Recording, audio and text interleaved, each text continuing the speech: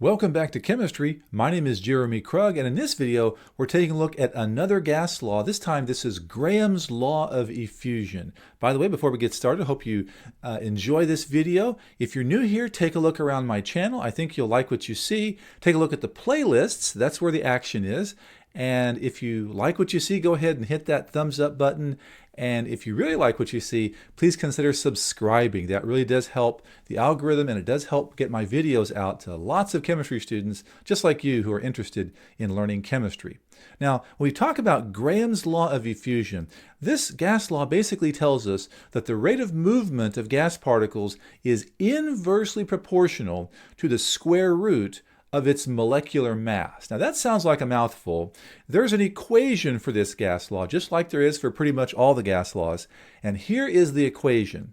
The rate of gas A over the rate of gas B is equal to the square root of the molecular mass of gas B over the square root of the molecular mass of gas A. Now, as you look at this equation, this may look very, shall we say, intimidating. Well, don't be intimidated by this gas law. I'm going to show you how it works. It's actually fairly straightforward, and as long as you have access to a scientific calculator, this is not going to be that difficult for you. So we'll go ahead and take a look at this gas law. Now, essentially, this gas law basically talks about effusion. Now, when you saw the gas law that says Graham's law of effusion, you might wonder, what is effusion? Well, effusion is the escaping of molecules through a very tiny hole in a material. So, for example, maybe you've gotten a helium balloon. We know that helium balloons tend to float. They tend to, rise up to the ceiling, and if you let go of them, they'll rise up into the sky. Well, helium balloons, if you leave them inside an enclosed space for a while, eventually they'll start to sink, won't they? Now, the reason that this happens is that those helium atoms are escaping the balloon through little teeny tiny holes in the balloon. Now, those teeny tiny holes are so small you can't see them. They're just about the size of atoms, perhaps a bit larger, but we're talking about how molecules or atoms escape through very, very small holes that you can't see in that material. Now, this is not to be confused with diffusion. Diffusion is the movement of a substance from an area of higher concentration to an area of lower concentration. So that's diffusion. This is Graham's law of effusion. Basically, what Graham's law tells us is that more massive or heavier molecules are going to move more slowly than less massive or lighter molecules. I think at some level this kind of makes sense. Imagine that you have two people trying to run a marathon. And one person, one of those runners, basically just has on just their clothing and they're running as fast as they can. On the other hand, the other runner is trying to run, but they're trying to haul a large suitcase in one hand, and they have a large brick in the other hand. That's going to weigh them down. Perhaps they're trying to carry a lot of weight. Well, that's going to make them slower. Generally speaking, lighter gas molecules move faster, and heavier molecules move more slowly. I think at some level that makes sense. Now, we're going to go ahead and do a couple examples using Graham's law of effusion. If you're working along with me, go ahead and have your calculator out, your scientific calculator, to see how this works. Now, the first question says, which gas effuses faster, nitrogen or helium, and how much faster? So the first part of the question asks which one goes faster, and the way we answer that is by looking at the molecular masses of those two gases. Now, nitrogen gas, we have to remember, is diatomic. It's N2.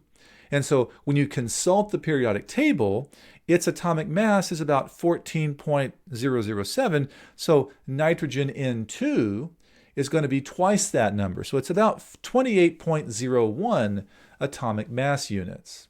On the other hand, helium is He. This is not diatomic, it's a noble gas, and its atomic mass is very close to 4.00. So we can look at the atomic masses of these two gases and see that helium is going to effuse faster. And how do we know that? Because it has the lower atomic mass or molecular mass. And so we already know half of the answer to the question. We already know that helium is going to go faster. The other half of the question, though, says how much faster. and this is where the equation comes in.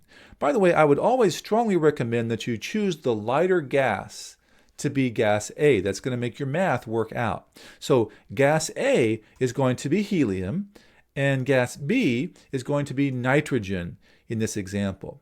Now the molecular mass of gas B is nitrogen, or 28.01, so we'll put the square root of 28.01 in the numerator of that expression, and then the molecular mass of gas A was 4.00. That's the value for helium. So the square root of 4.00 goes in the denominator. So all we have to do now is take our calculator and evaluate the square root of 28.01 divided by the square root of 4.00.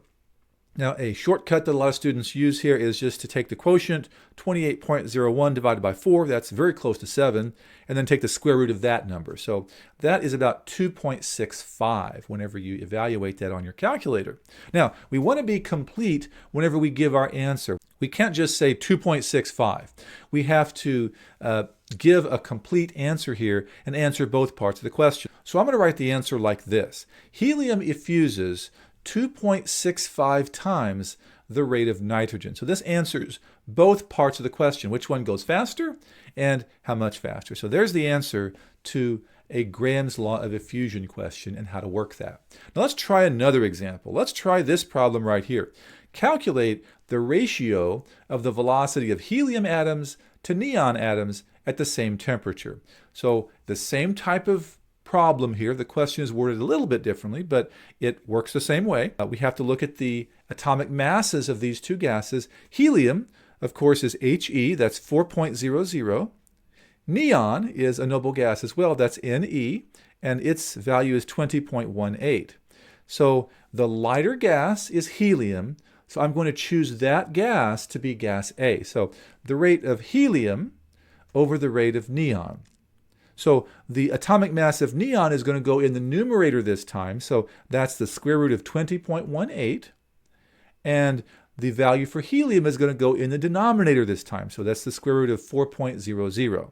So on my calculator, I just evaluate the square root of 20.18 divided by the square root of 4.00. And I find that the answer is 2.25. And just like in the last example, I want to have a very thorough answer. So I can't just say 2.25. I have to have, answer the whole thing here. So I want to say that the ratio of the velocity of helium to the velocity of neon is 2.25. Or I could say something like this. Helium effuses at 2.25 times the rate of neon. So here are some fairly typical problems that you might see involving Graham's law of effusion. Hope you learned something from this video. Hope you enjoyed it. If you did, please consider smashing that thumbs up button. Once again, it really does help get my videos out to lots more chemistry students that want to learn chemistry just like you. So thanks for watching, and I hope to see you in the next video where we're going to consider one more gas law and we can learn some more chemistry together.